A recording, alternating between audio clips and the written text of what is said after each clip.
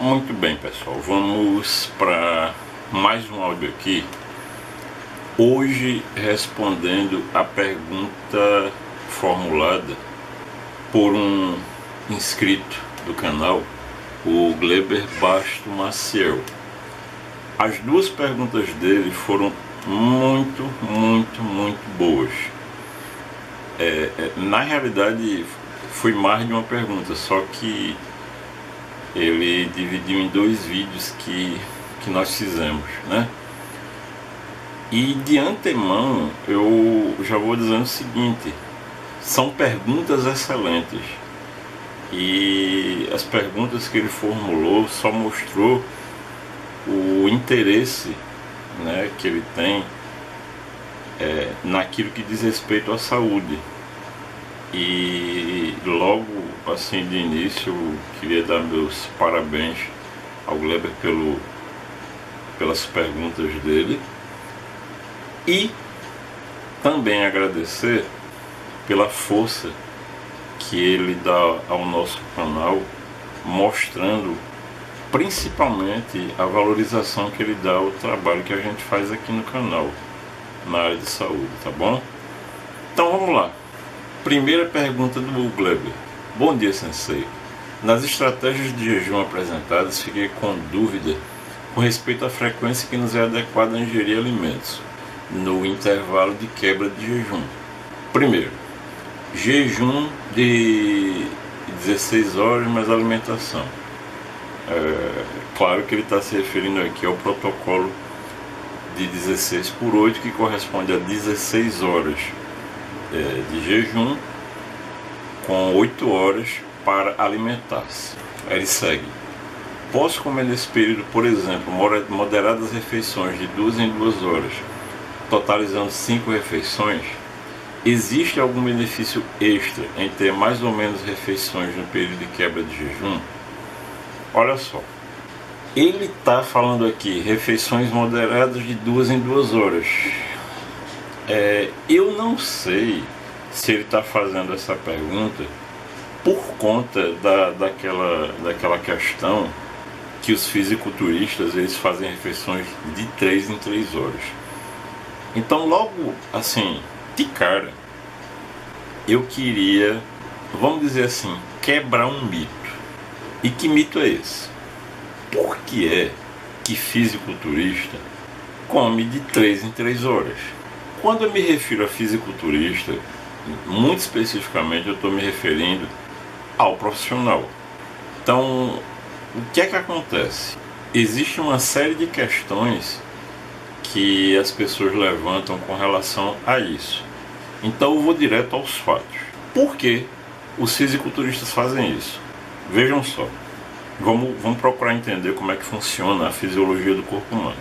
O nosso corpo, ele possui um sistema que tem o objetivo de preservar a vida.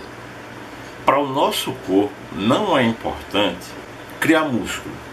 Para o nosso corpo não é importante fazer crescer músculo. Para o nosso corpo não é importante desenvolvimento de massa muscular. O que está como prioridade para o nosso corpo é o quê? Manutenção da vida.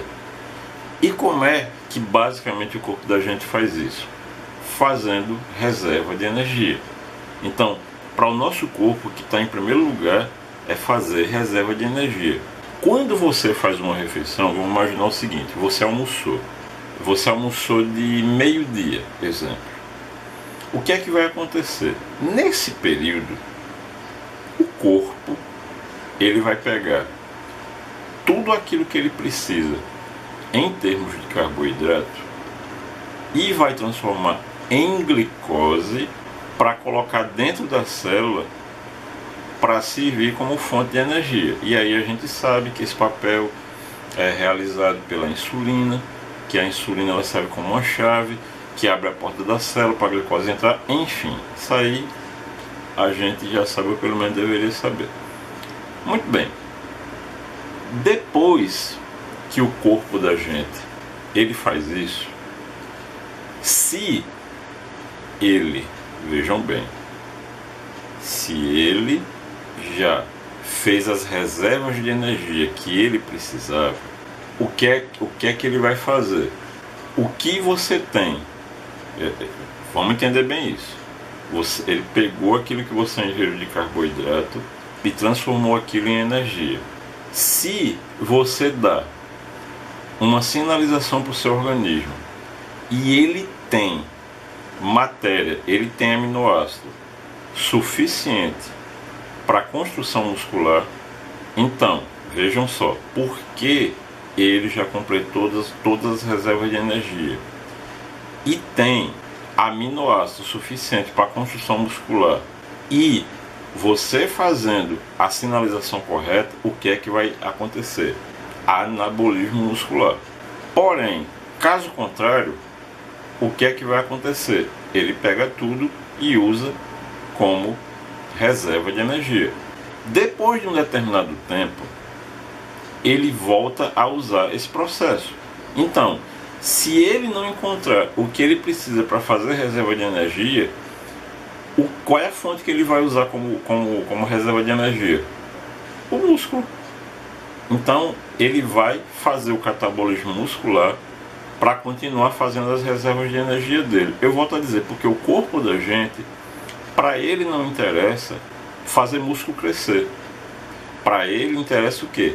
Fazer reserva de energia. Por quê? A gente ainda vive, o nosso organismo, a nossa genética ainda vive como se a gente estivesse na época das cavernas. Como se a gente não soubesse se vai ter o alimento de amanhã, e aí o organismo precisa fazer a reserva. Então, o nosso organismo ele ainda funciona dessa forma. O que é que a gente precisa entender agora? Veja como é que foi que o corpo da gente, ele pega o alimento que a gente ingeriu, vai transformar em fonte de energia. Transformou em fonte de energia, depois de um determinado tempo, ele vai procurar de novo matéria, macronutriente, para continuar fazendo reserva. Quanto tempo leva isso? 3 horas. É basicamente isso. Resumindo, por que um fisiculturista ele come de 3 em 3 horas? O fisiculturista ele come de 3 em 3 horas porque a demanda dele por aminoácido é muito grande. Por quê? Porque ele treina para ter anabolismo muscular. O treino dele é de alta intensidade. O fisiculturista, o competidor principalmente, né?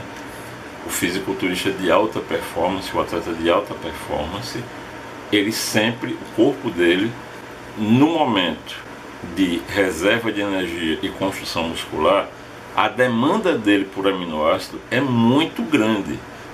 É muito grande. Por exemplo, se você é uma pessoa normal, vamos imaginar assim, um sedentário, se você precisa de 1,5 gramas de proteína por quilo de peso corporal, um fisiculturista ele chega a precisar de 5 gramas. Então a demanda dele por aminoácido é muito grande. É por causa disso. Agora, qual é a questão que existe aí? Se nós não somos fisiculturistas, nós não temos essa demanda. Então, o que é importante? A gente entender, em qualquer situação, sejamos atletas ou não, nós devemos dar prioridade, no caso de bater os macros, a nossa prioridade deve ser o quê? Em primeiro lugar, proteína. Em segundo lugar, o quê? Gordura. E nós completamos isso com o carboidrato. Se você quiser saber quais são as quantidades para isso, basta assistir o vídeo da gente sobre saldo calórico, que está bem explicadinho aí como é que funciona. Então é basicamente isso. Então, vamos lá. Utilizando isso que eu falei para responder a pergunta do Gleber. Você tem, no protocolo 16/8, você tem 8 horas para se alimentar. Significa dizer que você não precisa se alimentar a cada 2 horas. Por quê? Porque nós não somos fisiculturistas para estar se alimentando de 2 em 2, de 3 em 3 horas. Nós não somos. A nossa demanda por aminoácido, ela não é uma demanda alta como de um fisiculturista. Então não precisa. O que é que você vai fazer? Você vai pegar a sua taxa de metabolismo para suas horas de alimentação, considerando as suas necessidades. Então vamos imaginar o seguinte, vamos imaginar assim, que você fez o seu cálculo de metabolismo para suas necessidades diárias. E vamos imaginar o seguinte, que deu, vamos dizer, 3.000 calorias, um exemplo. É muito fácil a gente calcular isso, tem muita calculadora online, inclusive, que a gente pode usar. Então a gente pega essas 3.000 calorias e a gente vai dividindo durante as nossas 8 horas. Basicamente isso. Qual é o conselho que eu dou? O conselho que eu dou é o seguinte: tenha cuidado o que você vai comer na sua última refeição. Lembre-se que à noite, quando a gente vai dormir, o interessante é que o nosso sono seja um sono reparador, seja um sono que vai fazer o nosso corpo produzir GH e, portanto, o GH promover anabolismo no nosso organismo. Ou seja, você não vai estar fazendo uma refeição pesada antes de dormir. É contraproducente, tá bom? Em resumo, o importante, vejam bem, volto a dizer, a não ser que você seja um atleta de alta performance, que você seja um fisiculturista. O importante não é você comer de 2 em 2 horas, de 3 em 3 horas. Como eu disse, isso é aplicado por causa daquela regrinha do catabolismo que eu falei, né? A reposição de energia que o nosso organismo faz a cada 3 horas. Então, assim, o importante não é isso. O importante não é comer de 2 em 2 horas, de 3 em 3 horas. O importante é a gente bater o nosso saldo diário que o nosso organismo necessita. Então, como eu disse, se o seu organismo está precisando de 3.000 calorias, por exemplo, o importante é como você vai ingerir essas 3.000 calorias. 2.000 calorias, 1.000 calorias, não importa. Aquilo que você precisa. E não a frequência com que você faz isso. Tá bom? A segunda pergunta dele: existe também alguma relação com respeito ao horário de que esses dois períodos devem ocorrer durante as 24 horas diárias? Isso porque ele está perguntando o seguinte: para pessoas que têm hábitos noturnos, ela também pode usar esse sistema? Olha só, tem gente que diz assim, existem pessoas que dizem, mas eu funciono melhor de noite. Eu conheci uma pessoa que, é interessante, parecia vampiro. Essa pessoa dormia de manhã e trabalhava à noite e de madrugada. E não era porque fosse uma necessidade, era a escolha dessa pessoa. Vejam só, você pode dizer assim, não, porque meu corpo funciona assim, e bababá, tal. Veja só, não importa o que você diga, existe uma coisa chamada ciclo circadiano. O ciclo circadiano, ele existe em qualquer ser vivo. A gente tem ciclo para tudo. O ciclo circadiano é o ciclo do sono. Então, vejam só, vejam bem isso que eu vou dizer para vocês. Por exemplo, produção de melatonina, o chamado hormônio do sono, ela obedece o ciclo circadiano. Então a melatonina, ela é produzida no escuro. Normalmente as pessoas dizem, né? Tá errado isso? Não, tá certo. Realmente a melatonina é produzida no escuro. Porém, a melatonina, ela também obedece o ciclo circadiano. Ou seja, pode estar de meio-dia. Se você fechar a janela, fechar a cortina, colocar, por exemplo, cobrir os olhos, seu corpo vai entender que está de noite e vai produzir melatonina. O problema é que quando você troca o dia pela noite, ou seja, pessoas que têm hábitos noturnos, o seu ciclo circadiano, ele vai desequilibrar a produção de determinados hormônios. Ou seja, se você faz isso com a melatonina pela manhã, quer dizer, cobre os olhos para enganar seu organismo, para dizer que tá à noite, você está enganando seu organismo para ele produzir melatonina. Ora, o seu organismo vai produzir de uma forma não natural a melatonina. Então assim, por mais que você diga, ah não, porque eu tenho hábitos noturnos e tal e coisa assim, mas o seu ciclo circadiano ele não muda.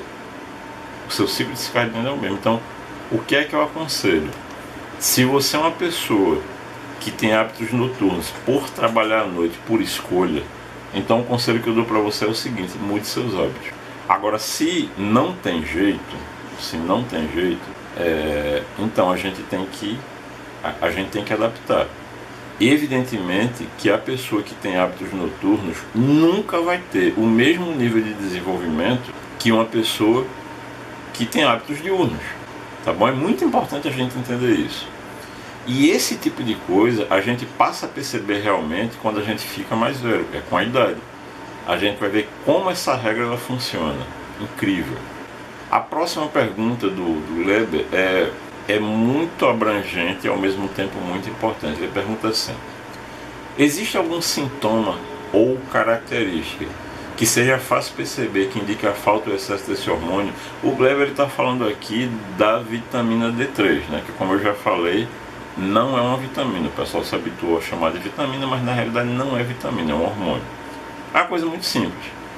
Vitamina você precisa, seu corpo não produz, então você tem que ingerir através de suplementação ou alimentos. Hormônio seu corpo produz, tá? E o corpo da gente produz, o corpo da gente sintetiza a vitamina D3, portanto não é vitamina, é hormônio. Bem fácil de entender. Gleber, veja só, a vitamina D3 é uma coisa tão importante que se ela faltar, muita coisa pode acontecer. É muita coisa que você nem imagina. Na realidade, a maioria das pessoas não imagina.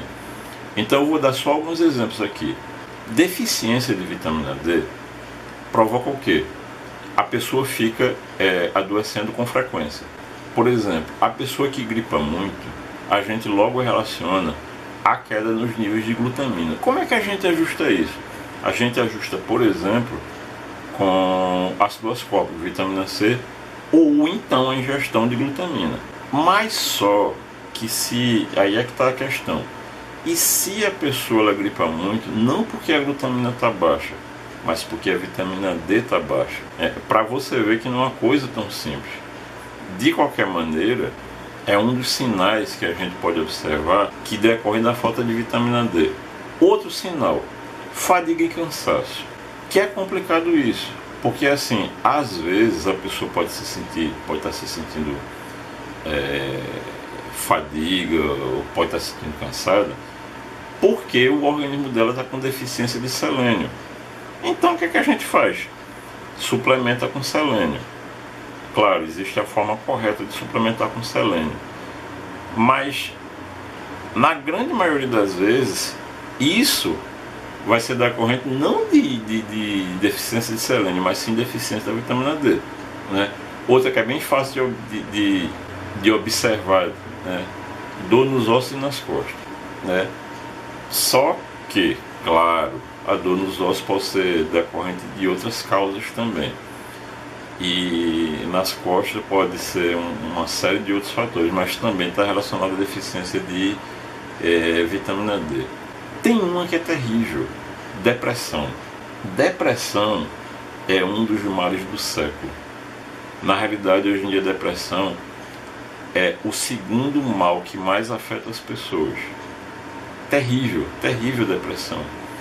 E é interessante, essa semana eu publiquei um vídeo sobre depressão, onde eu falo sobre o princípio dos 3, que é o que? A gente cura depressão com 3, que é vitamina D3, vitamina B3 e ômega 3. Ou seja, não obrigatoriamente, não são todos os casos, que fazendo-se a suplementação com a vitamina D3 vai ser o suficiente para que uma pessoa saia de um processo depressivo. Mas normalmente quando você suplementa com a vitamina B3, normalmente a pessoa já sai. Mas depressão é um sinal muito claro da falta de vitamina D, tá bom? Outra coisa, a pessoa que leva um corte e demora para cicatrizar, ou seja, dificuldade de cicatrização, né? Isso também é um claro sinal. perda óssea é outro. E o grande problema, o que é que acontece? A gente poderia fazer um vídeo sobre isso, mas a perda óssea é complicado, porque a pessoa vai e faz uma densitometria óssea, tá com osteoporose, aí vai e suplementa com cálcio, e isso às vezes causa mais problema do que resolve, porque, por exemplo, se você suplementa com cálcio, mas tem deficiência de magnésio, então esse cálcio não vai para os ossos. A tendência natural é o quê? O cálcio ele ir para os rins, aí forma cálculo renal, ou então ir para a parede dos vasos, causa endurecimento e pode dar infarto de miocárdio. Ou seja, é um negócio complicado. Mas aí no caso da perda óssea já não é uma coisa tão fácil assim de observar, é mais assim num exame como, por exemplo, de densitometria, né? Outra coisa que também é muito fácil de observar: queda de cabelo. Queda de cabelo, às vezes você suplementa com vitamina D e não é suficiente. Por quê? Porque a pessoa ela tem outros tipos de deficiência, por exemplo, vitamina K. Mas é um indicativo muito claro. Um outro sinal clássico também: hipertensão arterial. A hipertensão arterial é muito interessante isso, porque muitas vezes a pessoa ela sofre de hipertensão arterial, começa a fazer uso de medicação, quando na realidade aquela hipertensão é decorrente de uma deficiência de vitamina D. Outro sinal: aumento do peso corporal. Você diz, eu tenho, a minha dieta é legal, eu como direitinho e tal, mas eu não consigo perder peso. Então esse aumento de peso corporal também pode ser um indicativo de deficiência da vitamina D. Asma, colesterol alto, tudo isso também pode ser provocado por deficiência de vitamina D. Um sinal que é muito facilmente observável: problemas relacionados ao intestino, por exemplo, constipação, doença de Crohn. Quer ver outra coisa interessante também? A pessoa que sofre de diarreia constante também pode ser provocado pela deficiência de vitamina D3. Outro sinal fácil de identificação: suor excessivo. Então, assim, resumidamente falando, a deficiência de vitamina D, não só ela pode causar muitos males que poderiam ser facilmente revertidos, como a produção nos níveis corretos do nosso organismo, a síntese da D3 no nosso organismo, ela poderia resolver muitos problemas que acontecem no nosso organismo e a gente nem tem ideia que é provocado por essa deficiência, tá bom?